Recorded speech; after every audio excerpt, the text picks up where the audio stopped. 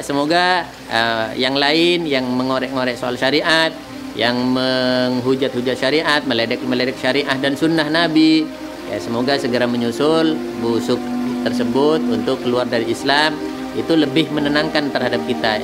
Artinya mereka kalau misalkan meledek syariat, misalkan Islam Nusantara itu lebih Islam hakiki, bukan Islam abal-abal. Kalau Islam sana, Islam Timur Tengah, itu Islam penjajah, katanya begitu. Punya otak, tidak punya ilmu di dalam menyampaikan. Jelas, yang terpengaruh dengan orang-orang ini juga orang-orang yang tidak punya ilmu dan sifatnya mereka sebagai orang yang tidak beriman kepada Allah. Tapi kalau orang yang beriman kepada Allah, mereka tidak akan menganggap itu semuanya. Dianggap sebagai banyolan dan hanya bacot, kalau kata kasarnya seperti itu.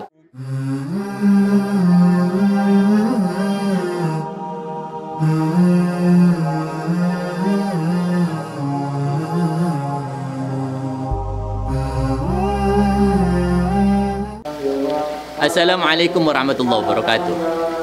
Sahabat kaum muslimin dimanapun Anda berada, khususnya subscriber channel Benteng Akidah, pada kesempatan ini saya akan menyampaikan adanya pemurtatan yang dilakukan oleh orang-orang non-muslim atau yang dilakukan oleh orang-orang kafir untuk bagaimana menggiring supaya umat Islam yang beriman itu menjadi orang yang durhaka kepada Allah dan akhirnya murtad dan keluar dari Islam.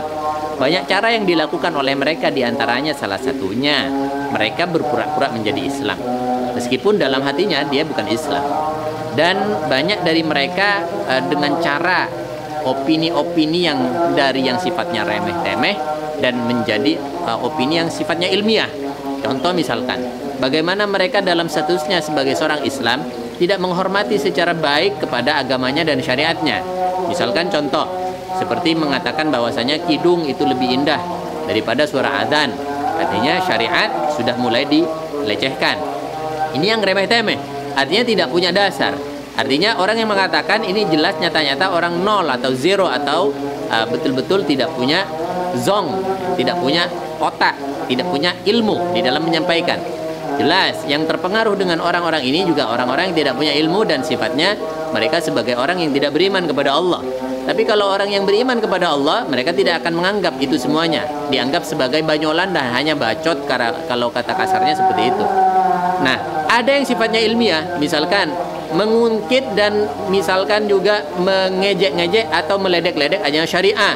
Misalkan contoh mengatakan bahwasanya pakaian gamis itu juga bukan syariat. Ini budaya Arab, cadar budaya Arab.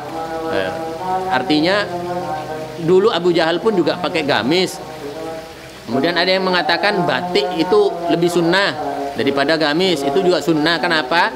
Karena menggunakan batik sama saja mencintai tanah air. Tanah air dicintai itu sebagian dari iman. Artinya orang yang beriman, Rasulullah mengajarkan bagaimana mencintai tanah air. Sehingga mencintai tanah air dengan diwujudkan mencintai batik itu sudah menjadi bagian daripada sunnah. Ya, kadang salah satu kesempatan kita berpikir masuk akal juga, cuman terlalu diputer-puter gitu loh. Nah, artinya bid'ahnya ini bid'ah, masya Allah. Saya tidak menggunakan kata-kata bid'ah, takut dikira orang Wahabi, karena sudah memang bid'ah itu pada hakikatnya sesuatu yang tidak diajarkan oleh baginda Nabi, tidak dilaksanakan oleh baginda Nabi untuk beribadah yang sifatnya mahdhah, ibadah yang sifatnya mahdhah. Artinya ibadah yang sudah paten, misalkan sholat, Anda menggunakan cara yang berbeda ketika bersolat, atau misalkan contoh Allahu Akbar gini kan, ini nggak ada contohnya. Ini ibadah mahdhah, nggak bisa dibuat macam-macam, dimodifikasi, nggak boleh.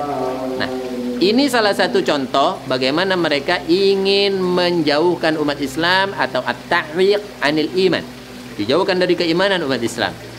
Jadi ada yang seperti itu. Semuanya Islam, agamanya Islam. Jadi ada yang cerdas, ada yang bodoh.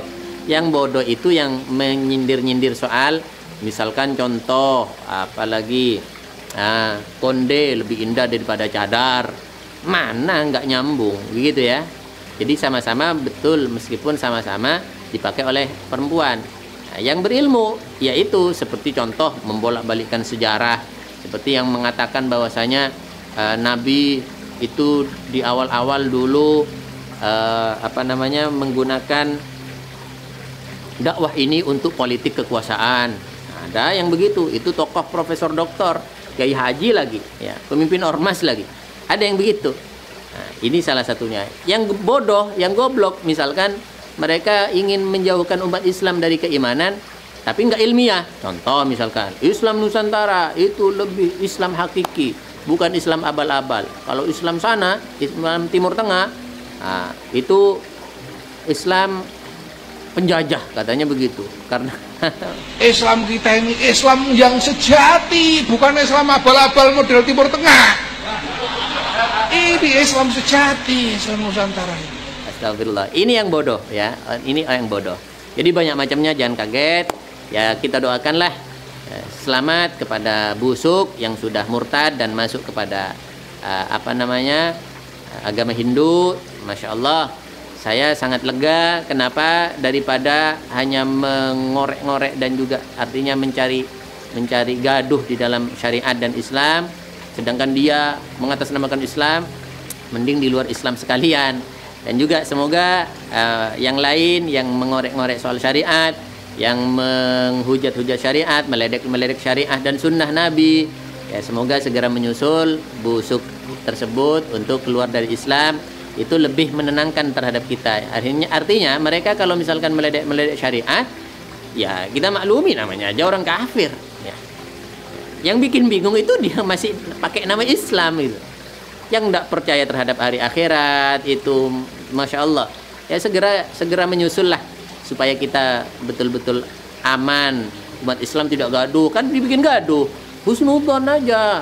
Ini bukan menghina Nabi, mengatakan rembes kepada Nabi bukan menghina. Saya yakin kita setiap Jumat beliau kiai ini maulidan, baca rotib dan lain sebagainya, masa menghina Nabi. Nah, ini kan gaduh di umat Islam. Mending di luar Islam aja sekalian ya. Nah, seperti itu menurut saya, menurut Al-Fakir. Kurang lebihnya mohon maaf. Assalamualaikum warahmatullahi wabarakatuh. Assalamualaikum warahmatullahi wabarakatuh. Alhamdulillah, saya Ustadz Bernard Abdul Jabbar, yang insya Allah pada hari ini saya berada di pesantren Al-Jalil, yang insya Allah pada hari ini pula saya bersama dengan Ustadz Fahim Mawardi yang merupakan pengasuh sekaligus sebagai mudir di pesantren ini, yang insya Allah kita muslimin yang ada dimanapun juga berada, pesantren ini sedang membangun untuk asrama putri. Mudah-mudahan kepada para muslimin, para muzaki yang bisa meluangkan, menyebabkan sedikit hartanya untuk membantu proses pembangunan pesantren Al-Jalil ini dengan pembebasan tanah yang ada di belakang pesantren ini. Mudah-mudahan apa yang diberikan oleh para muslimin, para agniya saat itu akan dibalas oleh Allah Subhanahu wa Ta'ala.